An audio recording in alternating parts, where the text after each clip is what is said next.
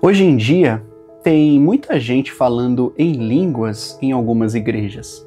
Mas você já parou para pensar se isso é o mesmo dom que aparece no Novo Testamento? Será que aquelas manifestações de Atos e das cartas de Paulo eram parecidas com o que se vê hoje? Ou estamos falando de coisas totalmente diferentes? Vamos ver o que a Bíblia realmente ensina sobre o dom de línguas. A primeira vez que esse dom aparece é no dia de Pentecostes, logo após a ressurreição de Jesus e a sua ascensão. Em Atos, capítulo 2, do verso 1 ao 8, diz o seguinte, abre aspas, chegando o dia de Pentecostes, estavam todos reunidos num só lugar e de repente veio do céu um som como de um vento muito forte e encheu toda a casa da qual eles estavam assentados. E viram o que parecia línguas de fogo que se separaram e pousaram na cabeça de cada um deles. Todos ficaram cheios do Espírito Santo e começaram a falar em outras línguas, conforme o Espírito os capacitava. Havia em Jerusalém judeus, tementes a Deus, vindos de todas as nações do mundo. Ouvindo-se este som, ajuntou-se uma multidão que ficou perplexa, pois cada um os ouvia falar em sua própria língua. Atônitos e maravilhados, eles perguntavam, acaso não são galileus todos esses homens que estão falando?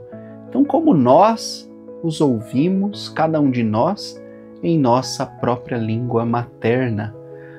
Então, fecha aspas. Então você viu esse texto bem claro e você percebe que não tem como se confundir.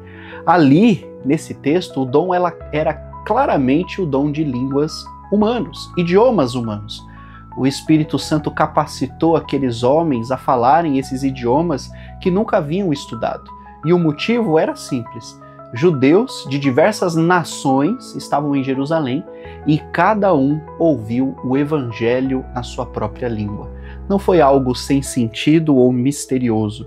Foi uma coisa prática, direta e evangelística. E esse é o padrão bíblico. Uma língua entendível com propósito. Paulo confirma isso no texto de 1 Coríntios, capítulo 14, verso 22, onde ele diz, de modo que as línguas são um sinal não para os crentes, mas para os incrédulos.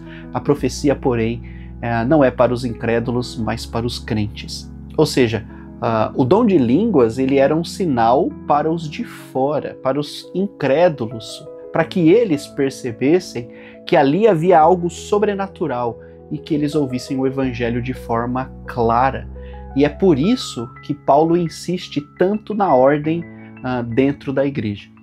Em 1 Coríntios, capítulo 14, no verso 9, ele diz, assim acontece com vocês, se vocês não falarem palavras compreensíveis com a língua, como se entenderá o que estão dizendo? Estarão apenas falando ao vento. E ele continua no verso 27 e 28. Se alguém falar em língua, que seja 2, no máximo 3, e isso sucessivamente, e que haja alguém que interprete. Não havendo intérprete, que fique calado na igreja, falando consigo mesmo e com Deus. Então, Paulo está corrigindo este mau uso do dom. Ele não está proibindo, mas está trazendo ali uma regulação, uma ordem, porque o propósito nunca foi uma confusão ou um mero espetáculo. Sempre foi comunicação para edificação. E é importante notar que todos os relatos em Atos, as pessoas estavam falando um idioma real, ou seja, existe um propósito visível e o Evangelho sempre está envolvido no meio de tudo isso.